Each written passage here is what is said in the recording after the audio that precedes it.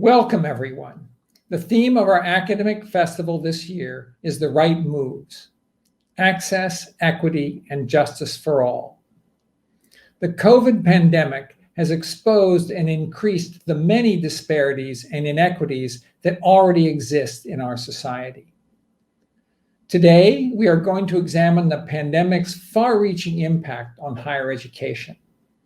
We will focus primarily on public colleges and universities, which serve the large majority of middle and low-income students in this country. Last fall, who among us would have predicted that in the space of a year, a significant majority of the classes at the nation's universities and colleges would be operating mostly or entirely online? Who would have anticipated that we would be confronting the ramifications of empty dormitories and classrooms? Who would have guessed that we would be conducting this panel online? America has experienced major economic downturns in the past, but even in the worst of times, public colleges and universities, including community colleges, served an invaluable public good. They not only served as engines of social mobility for low and middle income students, but they also could be counted on to help citizens who lost their jobs sharpen existing skills or acquire new ones. Right now, serving that public good has become even more challenging. For all of the innovation and impressive progress we have made in delivering instruction online, the pandemic has intensified the digital divide, leaving millions of learners of all ages without access or with more limited access to these opportunities. And higher education institutions themselves are under unprecedented financial pressures, as once reliable sources of revenue have shrunk significantly. At the same time, institutions that educate both the greatest number of students and students most in need rely to a large extent on state appropriations, which are under tremendous stress. Even before the pandemic, those institutions that served lower income students and those students with the greatest challenges also had the fewest resources to spend on their students. From this perspective, higher education may reinforce inequality rather than reduce it. These broader questions underlie our discussion today. Is higher education meeting the needs of all of the people who come to us to improve their lives? What value do we add? And how can we more effectively carry out our mission to advance equity while remaining viable, relevant, and financially secure in the future? Now, I'm joined by a terrific group of alumni experts today, and I will just briefly say a word about each one of them. Joe Bertolino is the 12th president of Southern Connecticut State University, a post he has held since 2016. He was previously president of Linden State College in Lyndonville, Vermont, and prior to that, vice president for enrollment management and student affairs at Queens College, City University of New York. Joel Bloom has served as president of New Jersey Institute of Technology since 2011. He has served as an assistant commissioner in the New Jersey Department of Education, and prior to that, held various positions in the New York public school system. Mildred García is president of the American Association of State Colleges and Universities. Previously, she served as the president of the California State University at Fullerton, and before that as the president of California State University, Dominguez Hills, becoming the first Latina president in the CSU system. David Gómez recently retired as president of Hostos Community College in New York City, capping a 40-year career in the CUNY system. Prior to that, he held a variety of senior posts both at Hostos and Kingsburg Community College, where he was also a professor in the Department of Behavioral Sciences and Human Services. He has consulted nationally for many colleges and universities. So welcome to all of you. I'm delighted to have you join us and of course proud that TC has such a distinguished group among our alumni.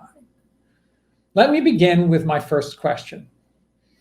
Even before the pandemic, many people were questioning the sustainability of the higher education business model and whether the value of a college or graduate degree justifies the considerable investment of time and money.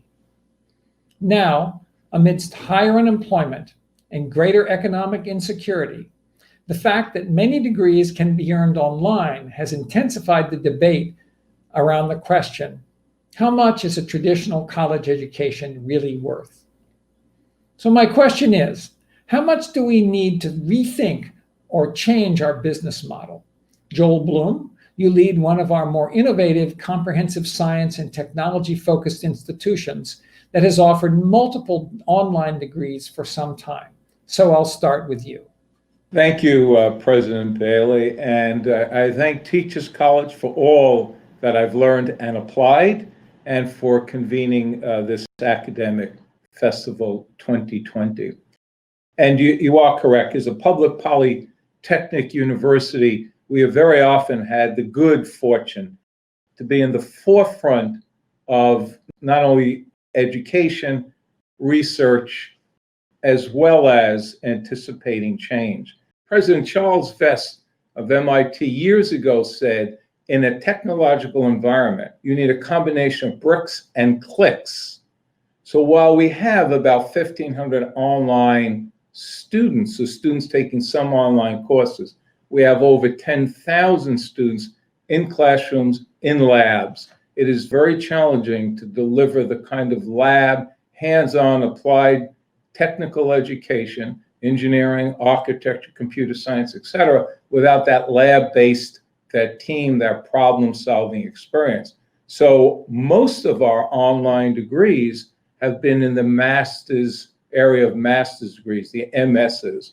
Undergraduate, it's almost all in person. Today, we have about 3,000 of our 9,500 students on campus, but we also started practicing in 2014 with something called converged learning. As we were running out of space and the enrollment was increasing, we said, why don't half of you come into the classroom, and half of you, whether you stay in your dorm, or if you're a commuting student, stay at home, or find a place at work where you can learn along with those students in the classroom. So half the class is online, half the class is physically elsewhere, converged learning. When we had to close down, based on our governor's order in March of 2020, we went 100% virtual. My enrollment last year, my enrollment this year is about flat. So we continue to see a growth in enrollment. Why? Because again, the demand, and we've been working with K-12, particularly grades 4 through 12, in order to help students, particularly urban students. I'm here in Newark, New Jersey, a wonderful urban center. And what that gives us is access to minority students, and including women who are underrepresented in the tech space. So we've been growing that enrollment as well. The issue of access, of equity in tech is critically important. The other way we have generated revenue, I have a separate corporation of the university called New Jersey Innovation Institute. It's the industry-facing part of this university, and along with the research that has grown to 160 million, this independent corporation has generated about another $60 million in revenue. So we have monetized everything that we can monetize. We continue to grow the enrollment, grow the research, grow the faculty, add 1 million square feet, and have built the largest maker space, a very applied opportunity for our students to learn. So that's how we're attempting to manage the disruption, the change, the demand for new technologies in our classroom, but we're still experimenting. We still have a lot to learn. Thank you. Thank you, Joel. So let me go to the next question. Let me turn to our next question for the panel. Okay, in education, as in so many other areas, the pandemic has spotlighted and exacerbated the disparities between haves and have-nots in this country. What should we do to ensure continuing pathways to higher education for the poorest and most marginalized students? David Gómez, since you are a prominent leader from the sector that serves the largest number of students from low-income families and historically marginalized groups, I'll start with you. First, I think if distance learning is going to constitute the predominant form of delivery of education and instruction for community colleges, where we have such a high number of disadvantaged and underrepresented groups, the first thing I think we need to look at is the allocation of technological resources. And I'm not just talking about personal devices, but access to the internet, specifically broadband. One of the lessons that we've learned in this pandemic is that while many of our students, thankfully, had access to the internet, that access was provided on campus. And when they were home is when it came into sharp relief the number of students that did not have personal devices. We literally delivered in the first 2 weeks 600 devices directly to students. I and my staff got into cars along with public safety officers and went to public housing projects, to homeless shelters, and hand delivered these devices because many of the students couldn't come to the college. Taking public transportation itself was a little risky at the time in the early stages of this pandemic. But even if they could, they had children at home that they couldn't take on the subway. So this became incredibly complicated on so many levels. So I think that's the first thing that needs to be addressed in both the short term and the long term. On our to-do list is we also need to invest in training. That is, we made an instantaneous shift to a type of instruction that many of our students were not prepared for. So while we have our technology labs and our online assistants, to take a course entirely online, turning on a dime, presented an extraordinary challenge for our students. But it also presented an incredible challenge for our faculty, who, again, while they had some level of sophistication with technology, as my colleagues all know, there is a huge difference between doing a PowerPoint presentation or conveying information on Blackboard and effectively teaching a course online. I think that we need to look at significant changes in our public policy if we are going to be able to provide students and faculty with the resources that they're going to need to deal with this new teaching paradigm.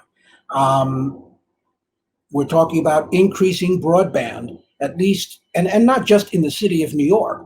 I work with a lot of my colleagues that are in rural communities, and they have the same problems.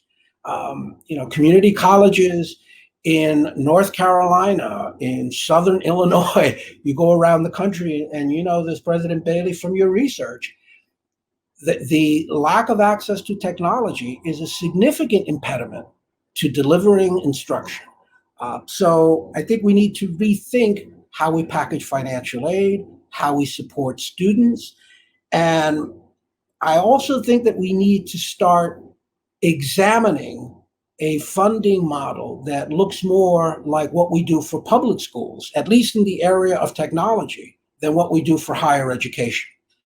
If this is going to be the way we conduct business, then we have both an academic and a moral obligation to ensure that we provide all of the students with the resources that they need to benefit from this. Finally, and probably most importantly, I think we need to invest a great deal of time, and that's everyone in the higher education community, from the gifted researchers at Teachers College to the frontline faculty members at a community college in the South Bronx, in quality control. I think we've mastered the issue of delivering information to students. I'm not quite sure that we've mastered education. And that, to me, is probably the most important thing that we're going to face in the coming years. Jose Antonio Bowen, who some of you may know is the former president of Goucher, talked about teaching naked, how moving technology out of the classroom would improve student learning. And at a recent talk at Hostos, he made a statement which resonated with me, which was, when many of us were young students, we had access to relatively little information, but it was generally accurate. Now we have access to a lot of information that is generally inaccurate. And what we need to teach our students is how to differentiate between one and the other. And what we need to teach our faculty is how to provide those skills. And I will leave you with another TC reference. When I was a graduate student there, I had the pleasure of meeting Fred Friendly. For those of you that are not familiar with Fred, he was the executive producer for Edward R. Murrow, is largely credited with being the guiding force behind the attacks on the McCarthy era hearings. And Fred, at a speech that he gave at TC, made a statement which I think is critically important for us in education now. What he said was, our job is not to make decisions for anyone, but is to get people to think, and to think in such a way that the agony of decision-making can only be escaped by thinking. And I think that's where we find ourselves now in the 21st century. We will certainly be able to deliver instruction. We will certainly be able to engage students if the funding is there and the models are adapted.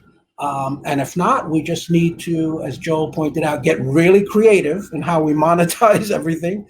But assuming that those things are in place, we still have to ensure that our students are given the ability to think and not just to accrue information. All right, thank you, David. Well, maybe this next question will be related to that as well. So I want to keep the focus on increasing access to higher education. To compete for enrollment and rankings, most colleges and universities offered so-called merit-based scholarships that disproportionately reward students from higher income families who can afford to pay full tuition. For public institutions, does that kind of scholarship aid serve their mission of increasing access for students of all backgrounds? Mildred García, as a pioneering scholar and leader in advancing diversity in higher education, and as president of the American Association of State Colleges and Universities, you might have particular insights into this question. So I'll start with you. Well, absolutely not. That the merit financial aid serves the most vulnerable, which is the new majority of America.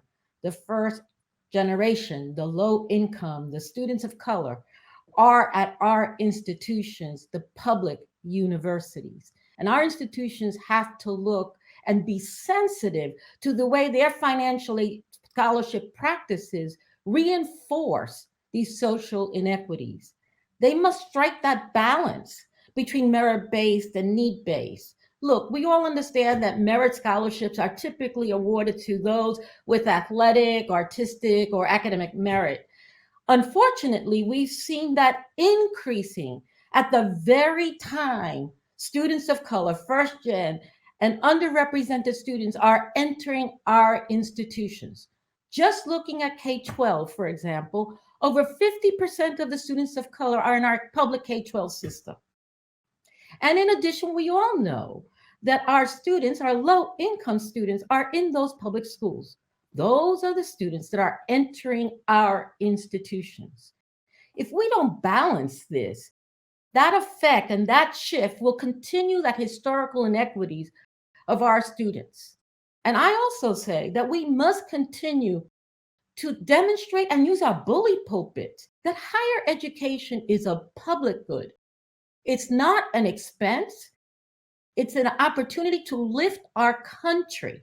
And using our bully pulpit and being on Capitol Hill, we need to talk about increasing Pell. For the new majority of America, we're going to lift this country. In addition to that, we need to be fighting in our state legislators. The disinvestment of public higher education, when we look at who is the new majority of this country, has been decreasing at the very time the students we need the most are increasing in our colleges and universities. And so I think that merit-based has a place, but not that huge place it's really captured with our colleges and universities. And that we must be a little stronger, a little bit bolder, fighting for these students who are the new majority. Do any of our other panelists have comments that they would like to add? I agree with President Garcia in every aspect here. We continue to see at our university a high need and a high demand for financial support and assistance in order for students just to get through their daily lives. And so I do think it's important for us to understand how everyday life impacts a student's ability to learn, and our responsibility as educators in the public sector to ensure that students are receiving the support and the resources they need, not just at our universities, but in their living situation that allows them to be better students and to be more successful. I don't, public education, in my view, is a right. It shouldn't be a privilege. And I think that Dr. Garcia, you've hit the nail on the head. I would echo that. I always defer to Dr. Garcia. No, I think one of the points that Millie made, which I would like to reinforce, is that unfortunately in recent years, people have come, especially in the public sector, but I think this is true for higher education generally, to view education as an expense and not an investment. And it truly is an investment, especially for underrepresented groups. We know from the research the impact that it has in terms of social and economic mobility, moving people out of poverty into the middle class and beyond. So, to think of buying an automobile as an expense is reasonable, but it'll depreciate in 5 years and be virtually worthless. That same investment in an education is invaluable. And we need to start, and that falls to all of us to, as Millie says, use our bully pulpit and be advocates, explain and advocate for increased support and funding for both public and private higher education, because our students attend both. To jump on that as well, to anticipate this changing population. One, we now have food banks on our campuses. I'm sure we all do. We have so much lodging in our residence halls that we reserve for students who can't live at home and can't pay for the residence halls. We have taken the over $30 million that we take from our operational budget on our endowed budget and shifted more and more of that, much more of it, to need-based aid, still maintaining some academic performance aid, but very often, increasingly, those are some of the same students. We have a 700 student honors college that was built by a donor on academic aid.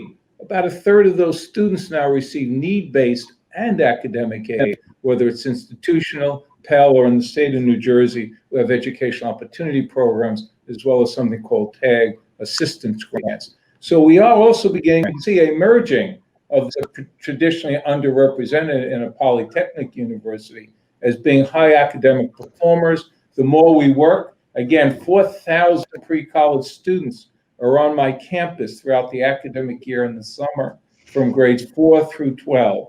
We have to do the preparation for this tech workforce that unfortunately is still not being delivered in too many of our urban school districts, at least at the higher math levels as well as the science levels. But we do need to focus on who is the population coming to higher ed, and the value we have added has been well documented. We know what a college student makes, whether it's a 2-year, 4-year advanced degree over their lifetime of earnings. These are taxpayers' lifetime of earnings as compared to those who do not engage in higher ed. And let me pick up on something David said. It's not only about taking, the top of the head off, filling the vessel with information. It's also helping these students. And that's why still on campus is so important. How do diverse student populations work together? How do they share culture? How do they share food from their different cultures? How do they become the teams of the future, doing the critical problem solving against the great challenges we're all facing? So on campus is still something we must advocate for and continue to prove the value of our institutions. All right, well, that's great. So now this is my final question for the panel before we go to questions we've received. So the question here, this is a question we've had certainly before COVID. Where does liberal arts education fit in the pathway to employment and advancement? To borrow from Benjamin Franklin's proposals relating to the education of youth in Pennsylvania, to what extent should a liberal arts education be useful, and to what extent ornamental for all students, and can it be both? So Joe Bertolino, since you've superbly led 2 liberal arts institutions and have widespread experience in higher education administration, I'll start with you. And I like that laugh. Well, superbly. Thank you very much. I'll certainly credit my TC experience in education for that, and thanks for the invitation, President Bailey, and also I think that this is a question that is perfect for an institution like Southern and for an institution like Linden State, where I had the opportunity to serve for a few years. I mean, as a public, regional, urban, diverse institution that primarily serves first-generation college students, a high Pell eligibility rate, and an institution that I'm proud to say is committed to the work of social justice. I think that this particular, the topic and balance of liberal arts with the ornamental piece and as a useful tool is extremely important. I would essentially repeat everything that President Gómez and President Bloom have said a few moments ago related to the experiences of some of our students, and also President García in her comments about the need for advocacy, because all of this for me is interconnected in many ways. I think a liberal education, it needs to be both. We already know this. This hasn't been lost on anyone. It needs to be both useful, it needs to be ornamental, because the expectation from our students and their families is that we are providing them with an opportunity to be able to go into the workforce, that they're making an investment in career readiness at the moment of graduation.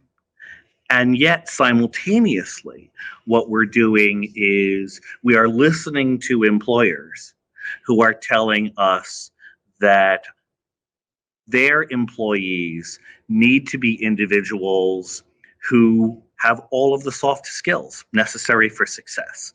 They need to be able to think critically. They need to be able to write, to speak, to reflect, to understand others.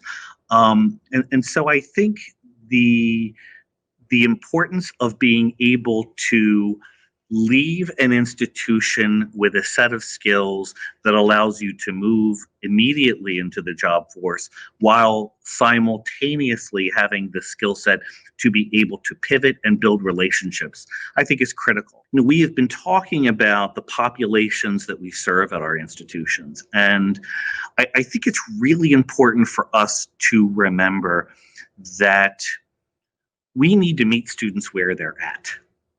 We need to acknowledge the fact that our students are going to come to us, some ready, some not ready.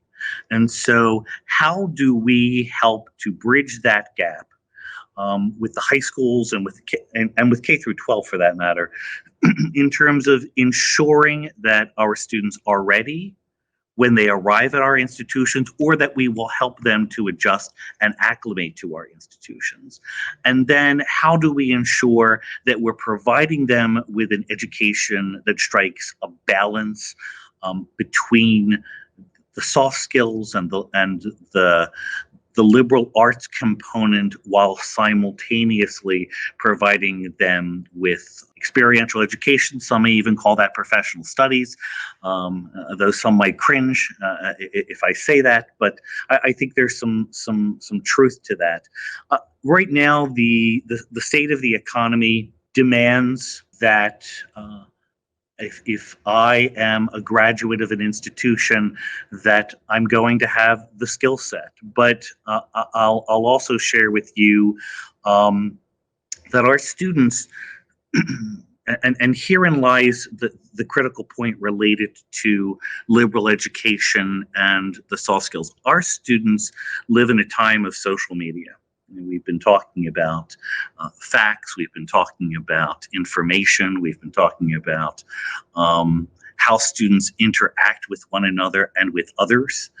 And if I lose sleep over anything, it's the ability of our students to relate, to develop relationships, and to be able to communicate with one another, because they're doing so through a screen most of the time. Or they're doing so anonymously most of the time.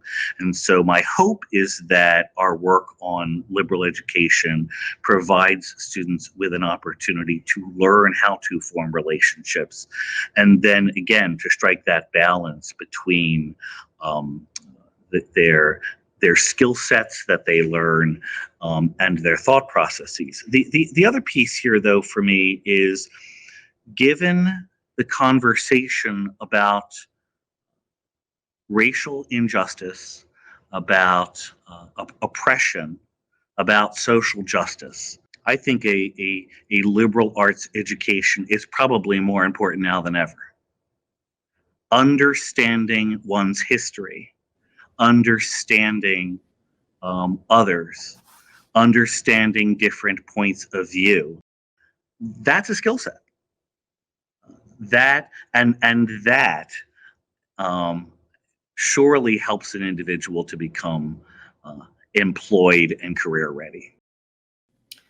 So, well, I think we probably all agree with that, although I think on the world at large, that's a fairly controversial, statement there. Since we're moving on, let me ask a question that we got from the audience. So the pandemic experience has given us greater insight into the pressures and struggles that our faculties, staff, and even our students are facing. Whether they are caring for elderly or infirm loved ones, raising their own children, juggling jobs, or dealing with life in an unfamiliar country, region, or city. What has the pandemic taught us about student life and student services, particularly in the area of mental health and emotional well-being? And also, you could apply that to faculty as well. So I don't know if anybody wants to. Joe, do you have something to say about that? Or I thank you. I appreciate that. As you may know, my background is student affairs, and I came to the presidency from a student affairs lens. And the mental health issues are more critical now than at any other time, at least in my 30-plus year career. And so, one of the things that I think we have learned during this pandemic is how vulnerable not only our students are, but also how vulnerable our communities are in general. And I think that as a result of that, we're finding ourselves even more focused than we would normally be on the services that we provide to students that are outside of the classroom. Again, this gets back to my comment earlier about ensuring that we are meeting students where they are at. And it also speaks to what Joel talked about earlier, and that is students and members of our community who need the food pantry, who need the counseling services, who need the health services, who need a place to live, who need medical attention and health care. So we have become, as institutions, almost all things to all people, from a social perspective, a social services perspective, in order for our students to be able to be successful in the classroom. All of that is interconnected. To go back to my previous statements, again, I think that our ability to serve students outside the classroom, what a student is learning in their liberal education, and what they are learning as part of experiential education, all of that is interconnected. It's a marriage between the three, if you will, in order for a student to be successful. Now, anyone else have some comments on that? That's a huge issue. That Community colleges and regional comprehensive sees themselves as stewards of place. Mm-hmm. Even before COVID, our institutions were dealing with this very vulnerable population. And what COVID has brought to light is the anxiety that's underscored for the general public, the vulnerability of these students, faculty, and staff. Mm-hmm. You'll see institutions that will have Center for Healthy Communities in the community that they're in before COVID ever became a reality for us. And so what we need to understand is that there will be more expense for our institutions. When we look at the health centers that these institutions really began before COVID, and that we have to remember our students and some faculty and staff don't have the dollars to go to an advisor, to go to a psychologist, to deal with the anxiety. So yes, we are stewards of place. And I know that's controversial, but if we are to serve the students, faculty, and staff that we say we care about, then we must look at that. Joel? So a couple things. First of all, if you don't mind, Tom, I'd like to go back and reinforce Joe's comment about, from a polytechnic university, the value of liberal arts education. Endorsed, endorsed, endorsed. I do, as you probably do, some fundraising. My very successful alums who've well been out of the engineering of the design professions, but it's the soft skills that has taken them from the production line to the corporate C-suite. So soft skills, amen. I am very fortunate. Right across the boulevard, one side of my campus is Rutgers Newark. We have 1,500 students crossing the street, and they are an outstanding liberal arts university. We even have a joint theater arts program. My students are behind the stage with the technology, and their students are in the front of the stage performing. So yes to the liberal arts. To the idea of a campus community, I just can't emphasize this enough. And two things about that. One, while we want students in the liberal arts, we must have more women and underrepresented minorities in this tech-driven economy. Because if there's only 13% of the engineers in this country are female. For Hispanic and African American, it's just a little more, but not more enough. These are not only good paying, high paying jobs, transformative jobs, but we are underserved in this tech economy with a lack of representation from minorities and women. And we're not going to get tech right without that diversity. We've seen it time and again. We have seen the stress that college students experience. it is hyper stress at this point in time, similarly for our faculty and our staff. So, but David, let me ask you a question. Sure. Maybe this is kind of a softball question, but, I mean, of course, I've spent years studying community colleges, and there's a pretty straightforward observation. I mean, all of these issues that we've talked about, getting more diverse populations and genders into tech, the need for student services to help, with wellness and mental issues. Those are all of those problems are most acute in community colleges, yet nevertheless, community colleges get less money to serve them. So, I mean, what can we do? And there's some things that need to be done given that situation. And then, of course, there's something that needs to be done to try to change that situation. Well, I think since most of the community colleges in this country, the vast majority are public institutions, and the public support for higher education has been waning, the answer is rather obvious in terms of making our case more effectively. And Tom, I think a lot of your research has pointed to the fact that for community colleges in particular, we have to be able to improve our outcomes in order to make that case more effectively. So, and not to put words in your mouth, but I think we've mastered the access piece pretty well. The completion agenda is still something that we need to work on.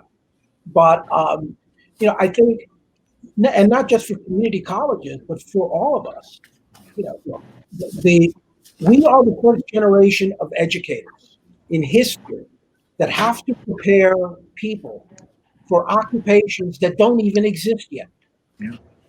So, we need to start rethinking, and this is where the liberal arts becomes critical. If you could think critically, if you know how to solve problems, if you've mastered these skills, especially the soft skills, then you will be able to survive and, more importantly, to succeed. The other thing, and the one silver lining in this awful pandemic that I would like to point out, and I don't know if people have seen this on other campuses, is the sense of academic community. I mean, historically, academic affairs and student affairs existed in parallel universes and rarely, if ever, interacted. You had a financial aid problem, go to student affairs. You have a counseling problem, go to student affairs. I think the faculty now understand the importance of mental health, food insecurity, housing insecurity, abuse, homelessness. If students are not safe and they're not protected, they cannot learn. So, I think for community colleges, we need to both make a better case, and we have to do a better job of improving outcomes. If the people of the government who provide the vast majority of our financial support are to be convinced that they should continue supporting us. And we also have to be much more aggressive and active in private fundraising, quite frankly, which is something that community colleges historically have not done, or if they have done, they have not done well. And I include myself in that. All right. Well, Millie, I have a question for you. This is a question that's hugely important for us too, which is, with so much virtual learning, and we have students in different time zones, we have students abroad, we have students studying in 12-hour time zone differences. I mean, is that really equitable? And, what is it that we can do to try to, it's already difficult enough to make a good, experience online. What can we do, given the, these problems of time zones, and given that how important international students are to our sector? Well, let me begin by saying that David started this conversation a while back when he really told us that the inequities of what's happening in higher ed, especially online, is happening to the most vulnerable students. They don't have hotspots. I know they did that in community colleges, but our regional state colleges and universities were doing the same thing. They even had a bus in a rural community become a hotspot so that this way students can learn. So the inequities of online have been absolutely horrendous. We've got to do a lot of things. Number one is, as David said earlier, make sure that the technology capabilities are across all the students we serve. That's number one. Number two, many of our institutions went online so quickly, they had not prepared their faculty and staff on how to educate appropriately to learn. And so we have to think about that. And as educators, we have to think about student outcomes. Students are studying with families in one room, people screaming in the back, people doing things, not for anybody else, but our students live the way they live. They don't have a quiet space to study. We need to kind of take that into consideration. We also have to take into consideration, how are we measuring learning on as we do this hybrid? What are we doing? Are they really learning? Are we just giving information and hope and wish that they are really reaching the benchmarks that we want our students to learn? And so, yes, we have international students. And international students, when they come to the United States, quite frankly, have all those capabilities already. They had it before they got here. But we have to pay attention to our native students, the first generation, the low income, the students of color who live in this country and are the ones that are going to lift this country if we're going to move forward. All of us have a small percentage of international students, some more than others. That number is going to go down. What we need to do is focus on, as public institutions, to serve the students our missions tell us we should be serving. Millie, we have very few international students here at Southern. And what is interesting is that you're right. While international student numbers are going down, the number of students of color, and particularly in the New Haven community, Latinx students, is increasing rapidly. And the needs that you've just articulated, we see this every day. And so the investment that we need to be making right now has to be our current students and the students that are in the high schools, in order for them to have what they need to even consider higher education. I think one of my biggest concerns is that if students did not have a positive experience in the classroom last spring at their high school, they were then less likely to come to the community college or the university, because they didn't want to have that experience, that online experience again, that may not have been positive. So ensuring that we are training and developing our faculty and our student services teams, I think is very critical. And David, you had mentioned this earlier. When you talk about community colleges, I think the responsibility of the traditional four-year institutions is to ensure that their partnerships with community colleges are solid. If we have 3 community colleges here at in the southern region, and we have boots on the ground at those institutions, and those institutions have space here on our own campus. We need to be partnering with our community colleges and ensuring the transition to early college as well with our high schools. I certainly have to agree with that position after years of looking at it. So, Joel, did you have something to say? Just to get in on that, we work very closely with the county colleges, particularly the large ones here in northern New Jersey, Essex County, Bergen County, etc., with articulation agreements that our faculties agree to as to which courses we will take, so the students lose no credits when they move from their county college with their AS degree to pursue their baccalaureate degree. The county colleges play a very valuable role. My tuition for a public university is $18,000 a year. You can go to a county college here in New Jersey for $2,000 to $3,000 a year. And Governor Murphy has made increasingly more of that free to county college students. So the articulated system of higher ed is something we must continue to build on as public universities and public colleges. David, just one, I know in addition to actually having the devices which you distributed to many students, I mean, when you're thinking about increasing online instruction, and particularly how do we make that equitable for, low-income students who, as you say, may not have the device, they may not have the actual access, but, there are other issues as well. So is there anything you'd like to add to that? Well, yeah, you're absolutely right. This is beyond, devices and access. As Millie pointed out, certainly we have to be much more proactive in how we prepare faculty to deliver this kind of instruction. We need to be aggressive in assessing the extent to which students are actually learning.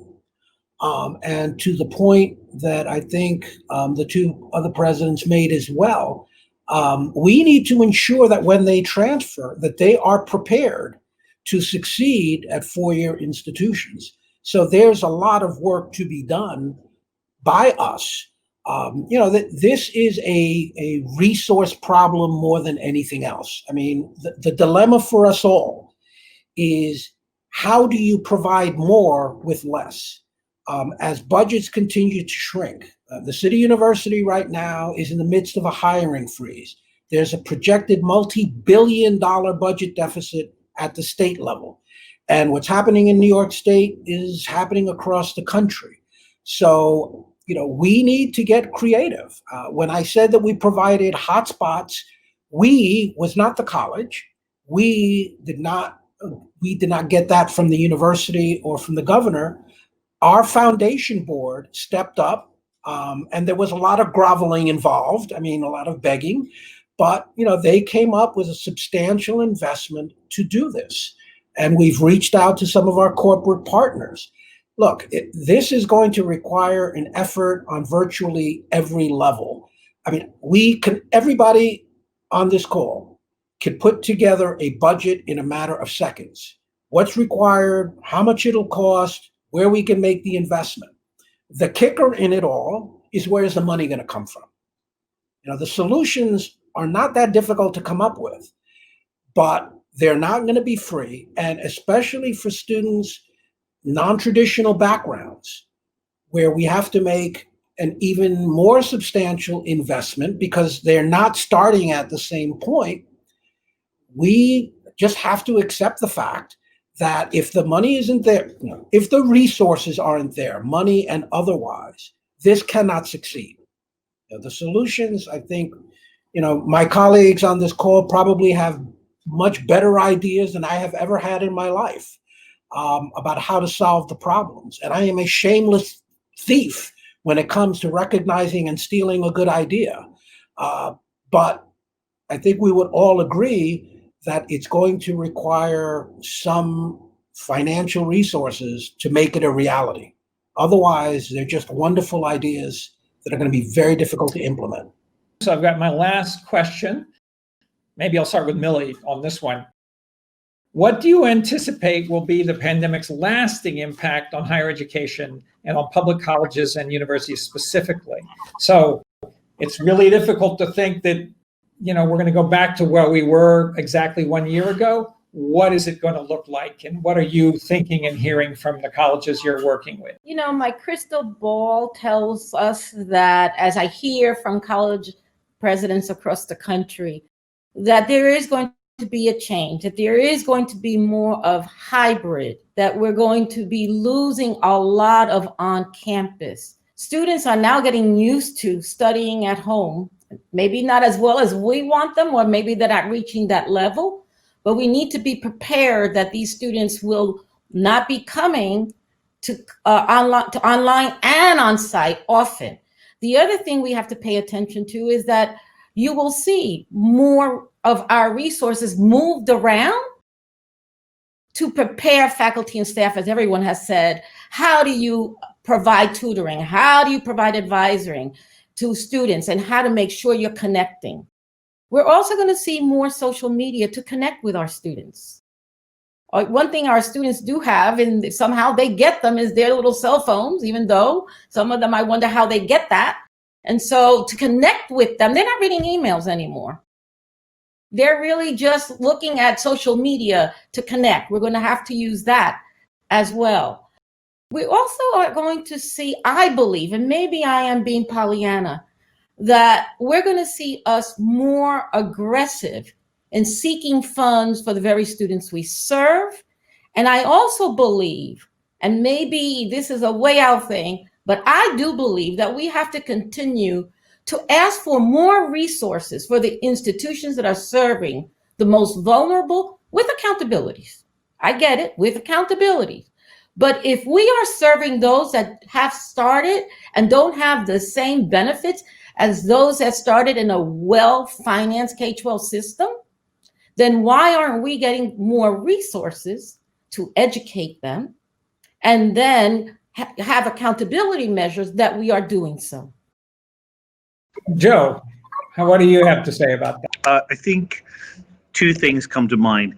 Everything that Millie said, and then on top of that, I am the product of a Jesuit education, and the philosophy of curae personalis is something that is near and dear to my heart, and that essentially is care for the whole person, the whole individual. And so I think that we talked about this before. As a result of the pandemic, there will be and is a greater awareness and understanding across the institution as to what the lives of our students, our faculty, our staff looks like, and the impact that life has on them.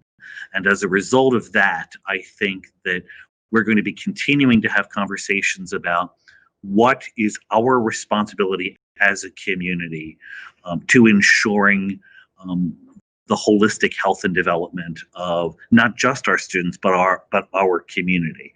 And the second thing is, it is true that we had to pivot very, very quickly in a matter of weeks from on the ground to online. And for decades, I heard from faculty, we just can't do that. And we were forced to do it. And so that provides an opportunity, as President Garcia mentioned earlier, to really help our faculty and our staff to transition to this new form of instruction, and for our students to new and different forms of learning. So one, we're going to know better where our students are coming from, who they are, where the members of our community are coming from, who they are. And I think we're going to be focused on greater flexibility and the ability to pivot quickly. All right. Okay, Joel, a few words from you on that, on your crystal ball. So the crystal ball is what we're seeing today.